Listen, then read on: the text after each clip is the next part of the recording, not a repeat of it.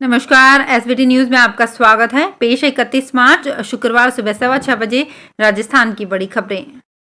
प्रधानमंत्री मोदी ने film the elephant whispers के प्रोड्यूसर गुनीत मोंगा और डायरेक्टर कार्तिकी गोंजाल्विस से गुरुवार को मुलाकात की। 95वें ऑस्कर अवार्ड में द एलिफेंट विस्पर्स को बेस्ट डॉक्यूमेंट्री शॉर्ट फिल्म का अवार्ड मिला है। प्रधानमंत्री ने दोनों को उनकी जीत पर बधाई दी है। पीएम मोदी ने सोशल मीडिया पर तस्वीरें भी शेयर की। उन्होंने लिखा, फिल्म द एलिफेंट विस्पर्स की सफलता ने पूरी दुनिया का ध्यान खींचा है। प्रधानमंत्री ने कहा, आज इससे जुड़ी शानदार टीम से मिलने का अवसर मिला। उन्होंने पूरी दुनिया में भारत को गौरवान्वित किया है। राजस्थान के मुख्यमंत्री अशोक गहलोत ने कहा कि राज्य सरकार का उसकी जन कल्याणकारी योजनाओं को हर पात्र व्यक्ति तक पहुंचाने का लक्ष्य है। उन्होंने कहा कि इन योजनाओं से समाज में सकारात्मक बदलाव आ सकते हैं और पहले जहां राजस्थान की एक पिछड़े राज्य की छवि थी, वहीं आज राजस्थान एक मॉडल स्टेट के रूप में तेजी से बढ़ रही अर्थव्यवस्था बनकर उभरा है। सीएम गहलोत गुरुवार को राजस्थान दिवस पर जयपुर में आयोजित लाभार्थी उत्सव को संबोधित कर रहे थे। उन्होंने कहा कि राज्य सरकार द्वारा आमजन को निःशुल्क शिक्षा, पानी, बिजली, राशन, स्वास्थ्य बीमा, जांच, दवाई, उपचार के साथ 1 करोड़ लोगों को पेंशन, नए स्कूल, कॉलेज, सड़कों, सस्ते गैस सिलेंडर आदि जन हितैषी योजनाओं से लाभान्वित किया जा रहा है। इसके साथ ही राजस्थान 11.04% की आर्थिक विकास दर के साथ देश में दूसरे स्थान पर है। राजस्थान भाजपा के नवनियुक्त प्रदेशाध्यक्ष सीपी जोशी ने पदभार संभालने के साथ ही सक्रियता तेज कर दी है। जोशी आने वाली 2 अप्रैल को भाजपा मुख्यालय पर मैराथन बैठकें लेंगे। इसमें भाजपा प्रदेश पदाधिकारी, कोर कमेटी और विधायक दल की बैठक शामिल है। पार्टी सूत्रों ने बताया कि कोर कमेटी की बैठक में जोशी के अलावा प्रदेश प्रभारी अरुण सिंह, सह प्रभारी विजया राहटकर, उपनेता प्रतिपक्ष राजेंद्र राठौड़, पूर्व सीएम वसुंधरा राजे सहित कई सदस्य हिस्सा ले सकते हैं। राजस्थान में राइट टू हेल्थ बिल को लेकर पिछले कई दिनों से हड़ताल पर चल रहे हड़ताली चिकित्सकों ने अपनी मांगों को लेकर पूर्व डिप्टी सीएम सचिन पायलट से मुलाकात की। हड़ताली चिकित्सकों का एक प्रतिनिधिमंडल गुरुवार दोपहर पूर्व सीएम सचिन पायलट के आवास पर पहुंचा और अपनी बात रखी। साथ ही राइट टू हेल्थ बिल को जनता और चिकित्सकों के खिलाफ बताया।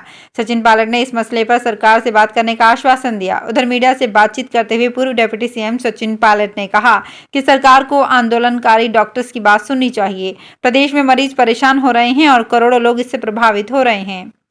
राजस्थान के नागपुर के नाम से प्रसिद्ध भवानी मंडी में संतरा न सिर्फ लोगों की जुबान पर चढ़ा हुआ है, बल्कि 200 करोड़ के इस कारोबार से हजारों लोगों को भी रोजगार मिल रहा है। यहाँ के संतरा का स्वाद पूरे देश में पहचान बनाए हुए है। इसके चलते भवानी मंडी में रोजगार के साधन बढ़ रहे हैं। यहाँ 2 तरह के संतरे की क्वालिटी आती है। सर्दी में आने वाला अंबिया और गर्मी में आने वाला अमृत कहलाता है। पूरे साल में करीब 5000 टन संतरा मंडी में पहुंचता है। मंडी सूत्रों के अनुसार मंडी में उत्पादन का 10% माल ही आता है, शेष सीधे ही व्यापारी बगीचों से ले जाते हैं।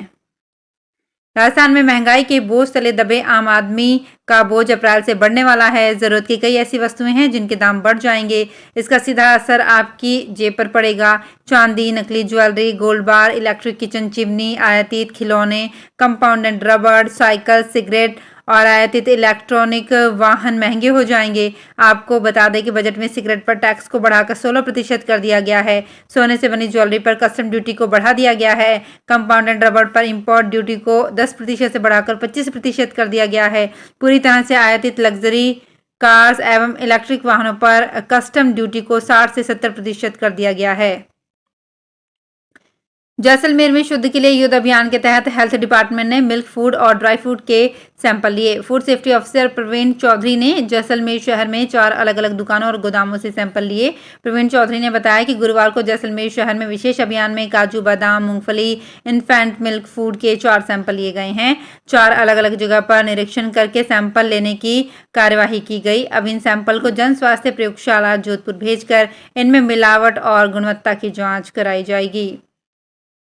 फ्रूट की पैदावार कर उसे एक्सपोर्ट करने वाले किसानों के लिए सबसे बड़ी चुनौती ये रहती है कि फ्रूट कब पकेगा और इसका सटीक अनुमान मिल जाए। हालांकि मार्केट में ऐसी कई टेक्निक उपलब्ध हैं, लेकिन सटीक नहीं और मौजूदा टेक्निक में केमिकल मिक्स करना होता है, इससे फ्रूट खराब हो जाता है। इधर सेंसर बेस्ड टेक्नोलॉजी भी है, लेकिन वो बहुत महंगी होने से सभी किसानों को इसका लाभ नहीं पहुंच पाता है। ऐसे में जोधपुर आईआईटी ने एक ऐसी कम लागत की सेंसर बेस्ड टेक्नोलॉजी डेवलप की है जिससे फ्रूट के पकने का सही समय पता लग जाएगा। ये सेंसर फ्रूट का टच कर या हल्के दबाव से ही उसके पकने का समय बता देगा। ये टेक्नोलॉजी सस्ती होने से किसानों को फायदा पहुंचेगा।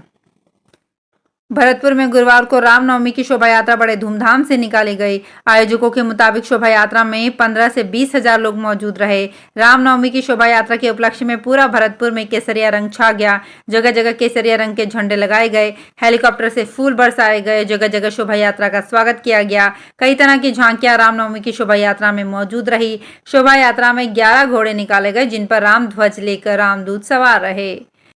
केंद्रीय गृह मंत्री अमित शाह गुरुवार को एक दिवसीय दौरे पर हरिद्वार पहुंचे। वे गुरुकुल कांगड़ी यूनिवर्सिटी के 113वें दीक्षांत समारोह में शामिल हुए। कार्यक्रम में मुख्यमंत्री धामी ने गृह मंत्री का स्वागत किया।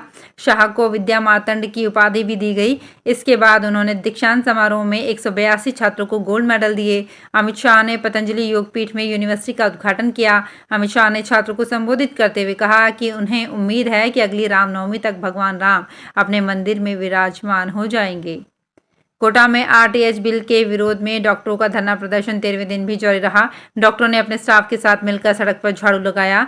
विज्ञान नगर फ्लाईओवर के नीचे करीब 2 घंटे तक झाड़ू लगाकर पार्किंग और मरीजों के बैठने वाली जगह का कचरा साफ किया।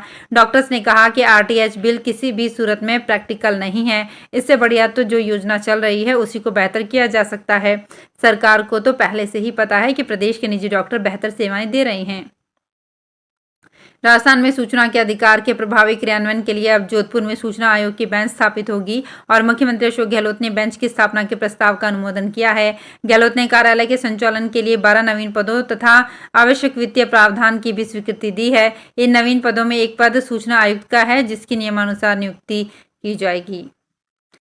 वेदांता की हिंदुस्तान जिंक लिमिटेड ने जयपुर के चौंप गांव में दुनिया के तीसरे सबसे बड़े क्रिकेट स्टेडियम के विकास के लिए राजस्थान क्रिकेट एसोसिएशन के साथ एक समझौता ज्ञापन पर हस्ताक्षर किए हैं। हिंदुस्तान जिंक लिमिटेड इस स्टेडियम पर 300 करोड़ रुपए खर्च करेगा, जो भारत के खेल बुनियादी ढांचे में सबसे बड़े कॉरपोरेट निवेशों में से एक है। स्टेडियम का नाम अनिल अग्रवाल अंतर्राष्ट्रीय क्रिकेट स्टेडियम जयपुर रखा जाएगा। ललित मोदी ने कहा, किसी भी कांग्रेस लीडर को ये नहीं भूलना चाहिए कि 1950 की शुरुआत में ही मोदी फैमिली ने उनके लिए और देश के लिए इतना कुछ किया है कि वो कल्पना भी नहीं कर सकते। राहुल गांधी के मोदी सरनेम बयान पर इंडियन प्रीमियर लीग के पूर्व कमिश्नर ललित मोदी ने ऐतराज जताया है। ललित मोदी ने कहा कि वे उन पर ब्रिटिश अदालत में केस करेंगे। ललित मोदी ने गुरुवार को कई ट्वीट किए। उन्होंने लिखा, मैंने राहुल गांधी को यूके की अदालत में बुलाने का फैसला किया है। मुझे पक्का भरोसा है कि वे कुछ पुख्ता सबूतों के साथ जरूर आएंगे। आर्थिक तंगी से जूझ रहे जयपुर के ग्रेटर नगर निगम को आवासन मंडल से आर्थिक सहायता की संजीवनी मिल सकती है।